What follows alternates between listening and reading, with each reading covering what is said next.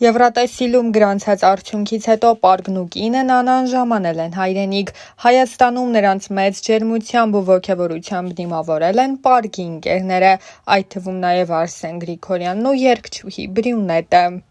Նոր էր հայտնի դարձել, որ Հայաստանը Եվրատեսիլ 2025-ում ներկայացնելու է Պարգը, նույն ինքը Պարգև Վարդանյանը։ Երգիչը խոստացավ մրցույթին ներկայանալ մեծ պատասխանատվությամբ եւ կրկնակի էներգիա փոխանցել հանդիսատեսին ու հեռուստադիտողներին։ Դեպի Եվրատեսիլ նախագծի համերգային ծրագրի արդյունքների ամփոփումից հետո Պարգը հայտնել էր, որ աշխատել է տաղանդավոր թիմի հետ, ինչի արդյունքում ծնվել է Եվրատեսիլյան Survivor երգը։ Շատ տարբեր զգացողություններ ունեմ, ուրախ եմ ու շնորհակալ բոլորին, ովքեր քվեարկել են իմ օգտին։ Շնորհակալ եմ իմ ընկերներին, կնոջս, թիմիս, եթե նրանք չլինեին, ես չէի կարողանա փոխանցել այդ էներգիան։ Իրականում աշխատասեր եմ, պատրաստ եմ զարգացնել ելույթս ու Եվրատեսիլյան բեմում կրկնակի էներգիա փոխանցել։ Պարգի համար նախագծում հաղթանակն այնքան էլ անակնկալ չէր եղել, քանի որ զգացել էր երկրպագուների տարբեր մարդկանց աջակցությունը։ Լավ խոսքեր էր լսել թե իր երգի մասին, սակայն դեպի Եվրատեսիլի համերգին ելույթ ունենալիս չէր մտածել հաղթանակի մասին, միայն ցանկացել էր լավ հանդես գալ եւ դրական էներգիա փոխանցել։ Ունեմ երգ, որ կոչվում է Առաջ։ Խորհուրդը այն է, որ պետք է հետ չնայել, քայլել առաջ։ Survivor-ն ասես այդ երգի շարունակությունն է, հորդորում է չհանձնվել, գնալ առաջ ու չկորցնել լույսը։ Ոգեշնչվել եմ տարբեր երգիչներից, երաժշտությունից ու ստացել ենք երգը, որ կա։ Իսկ ահա մրցույթին մասնակցելիս երգիչը նշել էր. տրամադրությունս լավ է, երբեմն շատ հոգնում եմ, բայց շատ լավ եմ, պատրաստ եմ մրցույթին։ Ամեն օր մարզվում եմ, կարդիո պարապմունքների եմ հաճախում, քանի որ ելույթս շատ շարժուն է լինելու։ Շատ կարևորում եմ նաև վոկալի դասերը, մասնագետի հետ մանրամասն աշխատում ենք երգի կատարման վրա։ Ինձ թվում է իսկապես չես կարող իմանալ, թե որ երգը կարող է դիպչել, դուր գալ մարդկանց, բայց աշխատելիս ցանկանում էինք այնպիսի գործ ստանալ, որը հեշտությամբ կերգեն, ուզում էինք գոռան, ցանկանում էինք այնպիսի ստեղծագործություն լինի, որ բոլորին էլ իմաստը մոտ լինի, որ ամեն մարդ իր սրտին մոտ բան գտնի տողերում, ինչպես շատերի, այնպես էլ իմ կյանքում։ Եղել են նման իրավիճակներ, երբ ինձ փորձել են ճնշել ու ընկճել, երբ փոքր էի եւ երգում էի, պարում, ասում էին դա լուրջ չէ։ Ինձ թվում է այդ քննադատություններն ինչ-որ չափով մնացել են իմ ներսում, սակայն երգը գրելիս այդ մասին չեմ մտածել, բայց երբ վերլուծում եմ ընթացքը, մտածում այդ ուղղությամբ հասկանում եմ,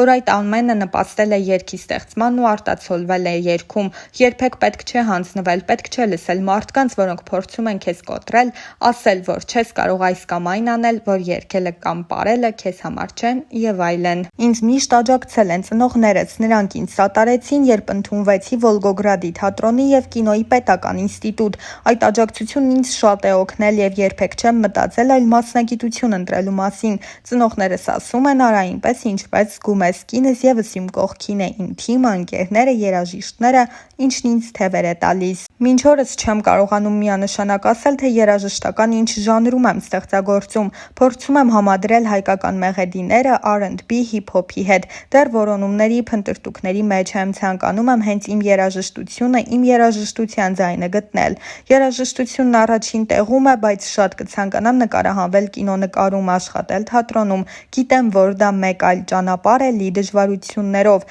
Այդ բնագավառներում եւս պետք է հնարավորինս էներգիաներ դնել եւ ես բաց եմ տարբեր առաջարկների համար։ Ունեցել եմ տարբեր նախագծեր եւ շատ շնորհակալ եմ այդ անցյալի համար, որովհետեւ այդ ամենի շնորհիվ ձևավորվել է այսօրվա Պարգը։ Իմ առաջին նախագիծը Wild Kids-ն էր, հետո Chronic-ի Cry-ն։ Վոլգոգրադը փոքր քաղաք է եւ եկավ մի պահ, որ անհրաժեշտ էր մտածել ապագայի մասին, մտածել, թե որն է լինելու հաջորդ քաղաքը։ Այդ շրջանում ծանոթացա իմ պրոդյուսերի Մարտին Մուրադյանի հետ եւ որոշեցի տեղափոխվել հայրենիք Հայաստան։ Շատ ուրախ եմ, որ նման որոշում կայացրի։ Ծանոթ էի Բրյունետի Yellow Heart-ի երգերին։ Իմ խմբի հետ հասցրել էինք Հայաստանում մասնակցել Sevan Music Fest-ին։ Նկատել էի, որ այստեղ հետաքրքիր արտիստներ կան եւ մարդիկ պատրաստ են նոր երգիչների դիմավորել։ Վստահ էի, որ երիտասարդությունը կընդունի, կսիրի, ուստի որոշեցի փորձել։ Պատահում է երգը գրվում է բանաստեղծության հիման վրա, բայց իմ ամենասիրած երգը ամբողջությամբ ես եմ գրել։ Գրվել է երաժշտությունը, հետո բառերը, ծնվել է այն, ինչ եկել է իմ սրտից։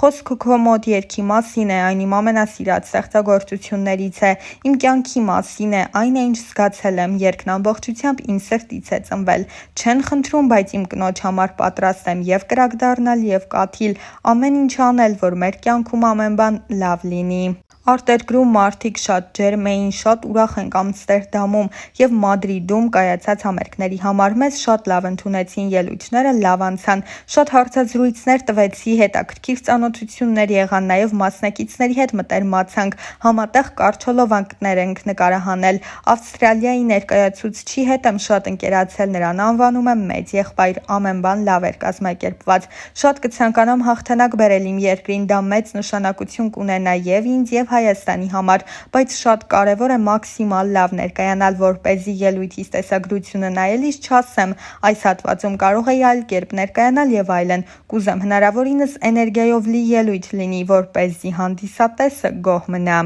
Հայաստանի մասնակցության պատմությունը Եվրատեսիլին սկսվում է 2006 թվականից։ Մեր առաջին ներկայացուցիչը Անդրեն Without Your Love երգով վստահությամբ ներկայացավ եվրոպական լսարանին, և դա ի դեպ հաջող բեր Հայաստանը հայտնվեց եզրափակչում և զբաղեցրեց 8-րդ տեղը։ Այդ պահից ի վեր Հայաստանը գրեթե միշտ եղել է եզրափակչում, բացառությամբ մի քանի ցավալի դեպքերի։ Այս մրցույթը սակայն միայն միավորների մասին չէ, այն միտքը, որ Հայաստանը որպես փոքր պետություն կարող է հայտնվել միլիոնավոր դիտողների առաջ, արդեն իսկ կարևոր քայլ էր։ Մենք արդեն ունեինք բեմ, ձայն ու ներկայություն։ 2008 թվականը որոշիչ պահ դարձավ, Սիրուշոն ներկայացավ Քելե Քելե երգով, և դա դարձավ ֆենոմեն։ Տեղը 4-րդ, բայց էֆեկտը առաջին կարգի, երգը համերգների սիրված թիվ 1 հիթը դարձավ, իսկ Սիրուշոն հայկական փոփի թագուհին։ Նրա ելույթում առաջին անգամ այդքան վառ զուգորդվում էին ազգային հնչերանգները և ժամանակակից փոփ ռիթմերը, և Եվրոպան արձագանքեց։ Սիրուշոյի հաջողությունը բացեց դռներ մյուսների համար, ցույց տալով, որ հայկական լեզուն, ռիթմը և ոճը կարող են հասնել մինչև ամենաբարձր լսարաններ։ Մասնակցությունները շարունակվում էին ամեն տարի, փոխվում էին արտիստները, մոտեցումներն ու ոճերը։ 2010 թվականին Եվա Ռիվասը Apricot Stone-ով գրավեց 7-րդ տեղը։ Նրա ելույթում հայկական դուդուկը հնչեց եվրոպական լայն հարթակից։ Իսկ 2014-ին Արամեն Պետրին ներկայացավ Not Alone-ով, որը դարձավ մեր ամենաէմոցիոնալ ելույթներից մեկը։ Հայաստանը գրավեց 4-րդ տեղը։ Նույն ոգով 2016-ին հանդես եկավ Իվետ Ամուկուչյանը Love Wave-ով, գերազանց վիզուալներով ու կանացի ուժով։ Նա նույնիսկ Եվրատեսիլի ընթացքում բարձրացրեց Արցախի դրոշը ի նշան ազգային ինքնության ու քաղաքականության անբաժան կապի։ Սա դարձավ մեծ աղմուկի պատճառ, բայց նաև միջազգային արձագանքների ալիք։ Եվրատեսիլում սակայն միայն լավ երգ ունենալը բավական չէ։ Երբեմն քաղաքական կոնտեքստը խոչընդոտում է արդար մրցակցությանը։ 2012-ին Հայաստանը դուրս եկավ մրցույթից, քանի որ այն անցկացվում էր Բաքվում։ 2021-ին մեր ներկայացուցիչը հրաժարվեց մասնակցությունից պատերազմից հետո երկրում եղած ճգնաժամի պատճառով։ Բայց անգամ ամենաբարդ պահերին Հայաստանը չի լռել։ Եվրատեսիլը դառնում է հարթակ մեր մշակույթը ներկայացնելու, մեր ձայնը հնչեցնելու, մեր տարեց-տարի ձևավորվող ինքնությունը վերահաստատելու համար։ Եվ չմոռանանք մանկական Եվրատեսիլը։ Այստեղ Հայաստանն արդեն 2 անգամ հաղթել է։ 2010-ին Վլադիմիր Արզումանյանը Մամա երգով, 2021-ին Մալենան Քամի Քամի երգով։ Այս հաղթանակները ցույց են տալիս նոր սերունդը լի է ներուժով։ Պետական մակարդակով տրամադրվող աջակցությունը, պրոֆեսիոնալ բեմադրությունները և մարքեթինգային ճիշտ ռազմավարությունը թույլ տվեցին Հայաստանին ոչ միայն հաղթել, այլ նաև տպավորել։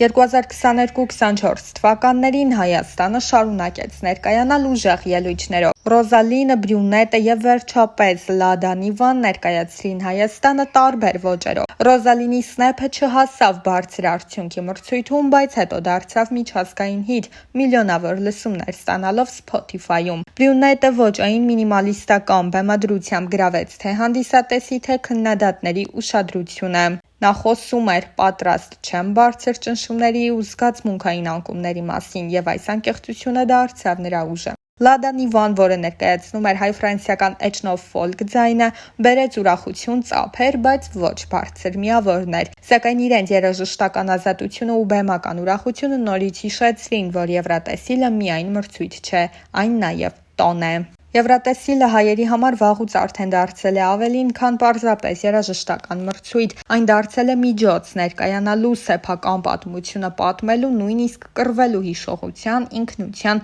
արժանապատվության համար։ Մենք դեռ չենք հաղթել մեծ Եվրատեսիլը, բայց մենք հաղթել ենք սրտեր։ Մենք չենք միշտ բարձր տեղեր զբաղեցրել, բայց մենք միշտ աչքի ենք ընկել։